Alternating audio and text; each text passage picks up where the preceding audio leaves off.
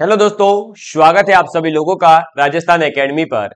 और आज तो आप सभी लोग जानते ही हैं कि RSMSSB बोर्ड जो है बहुत ही लगता है पूरे मूड में था, फायर मूड जो कहते हैं ना, उस मूड में था। इसीलिए सब कुछ जारी कर डाला, टाइम टेबल भी जारी कर दिया और भर्तियां भी जारी कर दी, नोटिफिकेशन भी जारी। बोले अब भरो फॉर्म और करो तैयारी, एग्जाम डेट भी घोषित कर दी है। और ये मुझे ऐसी उम्मीद है कि राजस्थान में आज तक नहीं हुआ था।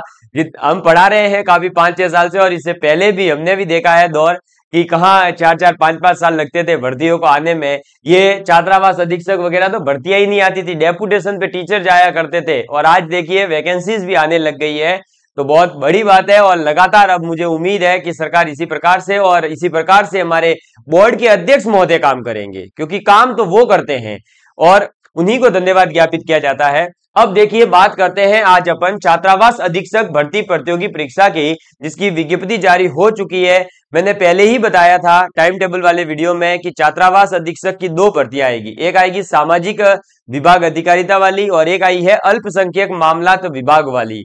इसके अंदर पद कितने हैं, योग्यता क्या रहेगी, आपके पेपर पैटर्न और सिलेबस क्या रहेगा, एग्जाम जो है वो सीबीटी बेस्ड होगा या ऑनलाइन होगा या ऑफलाइन होगा, सीईटी में कितने अंक चाहिए और आवेदन तिथि, परीक्षा तिथि और तैयारी कैसे करनी है, कंप्लीट डिटेल के अंदर आपको इस वीडियो के माध्यम से ये बताया जाएगा। जल्दी से हम इसको देख लेंगे, ज्यादा टाइम इस पे वेस्ट नहीं करेंगे।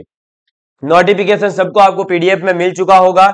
अगर मैं पद की बात करूं, जो सबसे ज्यादा काम की चीज है वो है 112 पद, गैर अनुसूचित नॉन टीएसपी के 110, टीएसपी के 2। ठीक है, सबसे पहली चीज ये है, आपके सामने मैंने क्लियर कर दी। इसके बाद रजिस्ट्रेशन जब आप करने जाओगे, अपना फॉर्म फिल करने जाओगे, तो वहां पर आपके फॉर्म फिल होते समय आपको पहले अपना सत्यापन करवाना होगा, जिसके लिए आपको सीईटी के अंदर जो आपका एप्लीकेशन नंबर था वो फिल होगा। और वो फिल होने के बाद में आपको वेरीफाई किया जाएगा कि आपने सीईटी ग्रेजुएशन, इसमें सीनियर सेकेंडरी वाला चाहिए, दूसरी वाली में चाहिए है ग्रेजुएशन। तो सीईटी सीनियर सेकेंडरी लेवल का आपने दे रखा है, तो फिर इससे वेरीफाई होगा और वेरीफाई होने के बाद आपका फॉर्म फिल होगा पूरा, और फिर आप फॉर्म में फिल कर सकते हैं। ठीक है, चलिए अब यहां पर बात करें तो आपके जो फॉर्म के लिए सबसे पहले सीईटी के अंदर जो न्यूनतम अंक की अगर बात करें, तो यहां पर ये कहा गया है कि 15 गुना की जो न्यूनतम कट ऑफ आएगी उसके अंदर आपका नाम होना चाहिए या उसमें आपका रोल नंबर होना चाहिए।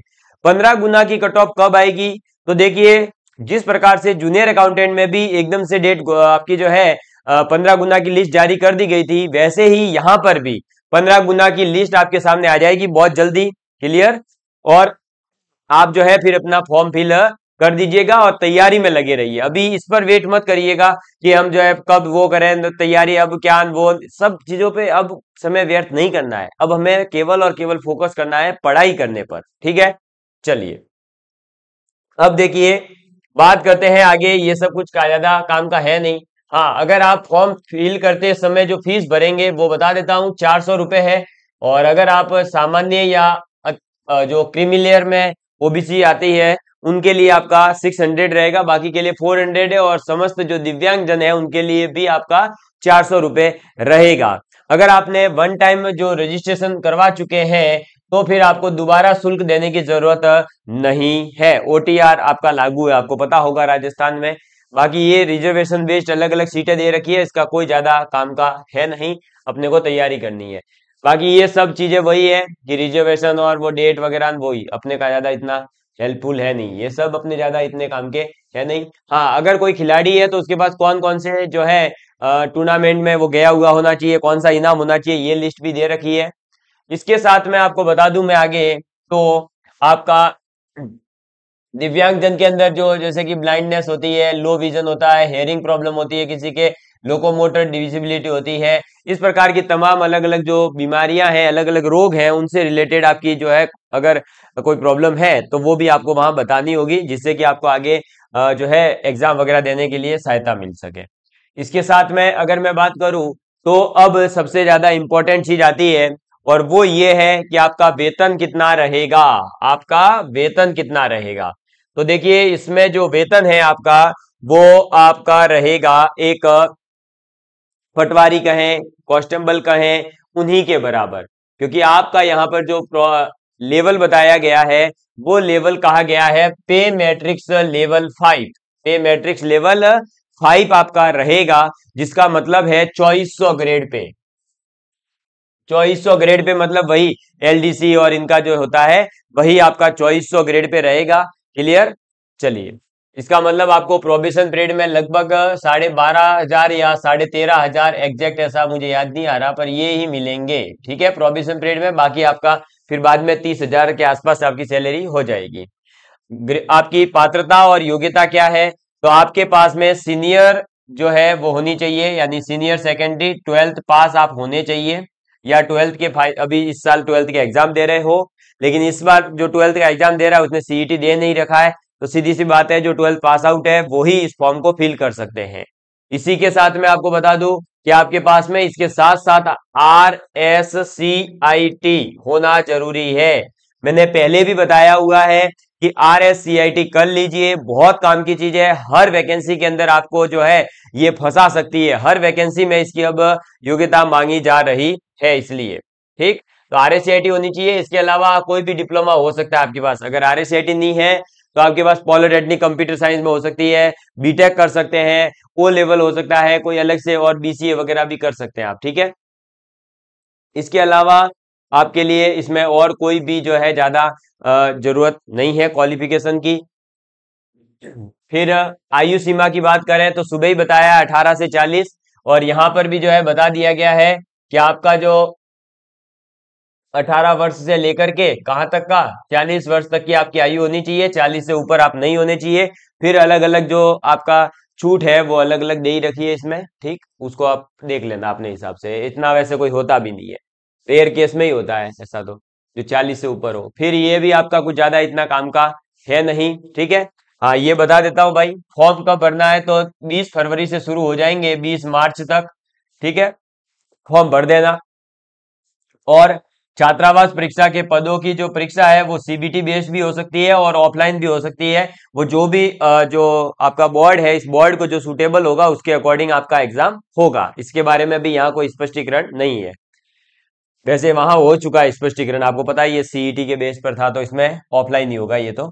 और अगर आप सरकारी सेवा में ऑलरेडी हैं तो आपको एक अनापत्ति प्रमाण पत्र होता है, NOC जिसे कहा जाता है, नॉन ऑब्जेक्शन सर्टिफिकेट, वो देना होगा। लेकिन 2400 ग्रेड पे में कोई जो है अब आना नहीं चाहता है भाई, वो अपर लेवल पे जाएगा, और मिनिमम 2400 पे तो लगा हुआ ही रहता है कोई भी। ठीक, फिर ये बाकी आपके कुछ ज्यादा काम के हैं नहीं, आवेदन वगैरह ये भी कुछ ज्यादा काम का है नहीं। ठीक है, ये भी ज्यादा कुछ काम की चीजें है नहीं। सबसे ज्यादा इंपॉर्टेंट जो चीज आने वाली है उस पर मैं अच्छे से डिस्कस करूंगा, ये सब चीजें मैं छोड़ रहा हूं। हाँ देखिए, ये सबसे ज्यादा इंपॉर्टेंट चीजें हैं, इनके ऊपर अपन ज्यादा अच्छे से डिटेल में बात करते हैं कि आपका परीक्षा का पैटर्न क्या है, स्कीम ऑफ एग्जाम क्या है और पैटर्न क्या रहेगा। तो देखिए, सबसे पहले तो यहाँ पर आपके 100 अंकों की परीक्षा होगी, यानी कि 100 अंक आपके पास में टारगेट होने चाहिए। कितना? 100 मार्क्स का आपका पेपर होगा। आपको समय कितना मिलेगा? 2 घंटे मिलेंगे। ठीक है, प्रश्न पत्र के अंदर सभी ऑब्जेक्टिव क्वेश्चन होंगे, सभी प्रश्न जो है समान अंक के होंगे, प्रत्येक प्रश्न एक पूर्णांक का होगा, यानी 100 क्वेश्चन है। ठीक है, और 100 ही नंबर है आपके पास में। समय आपके पास में है 2 घंटे, यानी 120 मिनट आपके पास में रहेंगे। 1 मिनट में एक क्वेश्चन करोगे तब भी आपके पास 20 मिनट रिमेनिंग रहेगी। क्लियर। इसके साथ अब इसमें आपका नेगेटिव मार्किंग जो है वो नहीं है। बहुत बड़ी बात है ये कि आपका छात्रावास अधीक्षक जो भर्ती प्रतियोगी परीक्षा है इसके अंदर नेगेटिव मार्किंग नहीं है, नेगेटिव मार्किंग नहीं है। तो अब आपको सीधा सीधा टारगेट क्या होना चाहिए? 100 के 100 क्वेश्चन अटेम्प्ट करने हैं। समझ में आ गई बात? चलिए, अब देखो, सामान्य हिंदी आएगी 15 अंकों की, गणित आएगी 15 अंकों की, कंप्यूटर आएगा 10 अंक का, और इसके अलावा फिर आपका राजस्थान के सामाजिक पहलू, भूगोल, इतिहास, संस्कृति के संदर्भ में सामान्य ज्ञान पूरा आपको होना चाहिए, जो आपके आएगा 60 मार्क्स का। कितने मार्क्स का आएगा? 60 मार्क्स का आएगा। इसके अंदर यहां पर विज्ञान नहीं लिखा हुआ है, लेकिन आगे सिलेबस जो डिस्क्राइब किया गया है वहां पर विज्ञान विषय है। ठीक है, इस चीज का भी ध्यान रखना, ऐसे नहीं कि अभी इसको देख के कंफ्यूज हो जाओ, नहीं होना है। आगे देखो फिर प्रश्न पत्र जो है वो सीनियर सेकेंडरी लेवल का होगा, गणित के सिवाय। गणित आपके 10th लेवल की आएगी। क्लियर। फिर 40% अंक प्राप्त करने में अगर कोई विद्यार्थी विफल रहेगा तो वो इसके लिए एलिजिबल नहीं है। यानी आपको 40% जो मार्क्स का रूल है, इसका मतलब 100 में से आपको 40 मार्क्स तो कम से कम लाने हैं। 40 से कम क्वेश्चन तो अटेम्प्ट ही नहीं करने हैं। ठीक है। बाकी इसका पूरा विस्तृत सामग्री वो आगे दे रखा है। फिर देखिए, प्रत्येक प्रश्न के अंदर आपको 5 ऑप्शन मिलेंगे। ई ऑप्शन आपको पता ही है क्या मिलता है आजकल, वो जो सरकार अभी शुरू हुआ है। ठीक है। अगर आपने जो है 5वें विकल्प में से 5 विकल्प आपको दे रखे थे और आपने किसी भी विकल्प को छोड़ दिया, मतलब मान लो कि 5 के 5 है, 5 में से आपको ई तो करना ही होता है, आपने ई भी छोड़ दिया तो 4 तो छोड़े ही थे, 5वां भी छोड़ दिया, तो 5 के 5 विकल्प अगर छोड़कर आए तो 1/3 नेगेटिव मार्किंग आपके गिनी जाएगी। समझ में आ गई बात। मतलब आप जो भी क्वेश्चन नहीं आता हो उसका ई ऑप्शन भर के आना, अदरवाइज आपकी नेगेटिव मार्किंग होगी और वो भी 1/3। ये ध्यान रखना। इसके बाद में अगर प्रश्न पत्र हल करने के बाद अभ्यर्थी को यह सुनिश्चित करना होगा कि प्रत्येक प्रश्न पत्र का एक गोला गहरा भर दिया है। इस हेतु निर्धारित समय के बाद अभ्यर्थी को 10 मिनट अतिरिक्त समय दिया जाएगा। यानी कि अगर आप गोला भरते समय मान लीजिए आपको लग रहा हो कि ई वाले गोले मेरे रह रहे हैं, तो आपको अतिरिक्त समय देने का प्रावधान है 10 मिनट। 10 मिनट अतिरिक्त समय देने का प्रावधान है। क्लियर। और जिस अभ्यर्थी के द्वारा 10% से अधिक प्रश्नों को किन्हीं 5 गोलों में से गहरा नहीं भरने पर उसे अयोग्य गिना जाएगा। अब ऐसा भी हो सकता है कि देखो, नेगेटिव मार्किंग के बावजूद भी अगर आप जो है 10% से ज्यादा, यानी 100 में से 10 क्वेश्चन से ज्यादा क्वेश्चन में अगर आपने जो है छोड़ दिया, कोई ऑप्शन नहीं फिल किया, तो आप वैसे ही अयोग्य घोषित हो जाएंगे। ये सब चीजें ध्यान रखना। ये कुछ नए सिस्टम आ रहे हैं अब धीरे धीरे। अब अपन पाठ्यक्रम की बात करें तो हिंदी है आपका। ठीक है। हिंदी के अंदर आपका संधि है, संधि विच्छेद है, समास है, उपसर्ग है, प्रत्यय है। मतलब सीधा सीधा सा एलडीसी का पूरा हिंदी का सिलेबस चाप दिया और कुछ भी नहीं किया है। ठीक है। तो जो एलडीसी की तैयारी कर रहा था उसको इस एग्जाम में बहुत ज्यादा बेनिफिट होने वाला है। गणित विषय की बात करूं तो गणित विषय भी एज इट इज एलडीसी का सिलेबस चाप दिया है। कंप्यूटर भी वो एज इट इज चापा है। सामान्य ज्ञान भी एज इट इज, भूगोल, इतिहास, पूरा का पूरा अगर आप सिलेबस देखेंगे तो आपके विज्ञान को लेकर के पूरा का पूरा एलडीसी का सिलेबस दिया गया है। तो जो भी छात्रावास अधीक्षक की भी तैयारी करना चाहता है उसको कोई अलग से तैयारी नहीं करनी है, उसको तो केवल और केवल एलडीसी एग्जाम की तैयारी करनी है जो वो पहले से करते हुए आ रहा है। ठीक है। अगर आप इसकी तैयारी कर रहे हैं एलडीसी एग्जाम की तो इसका फॉर्म फिल कर दीजिएगा। आप अगर एलडीसी में 2-4 नंबर से रह गए तो निश्चित रूप से आपका जो है छात्रावास अधीक्षक में चयन हो जाएगा। सेम पाठ्यक्रम है, कुछ भी चेंज नहीं किया गया है।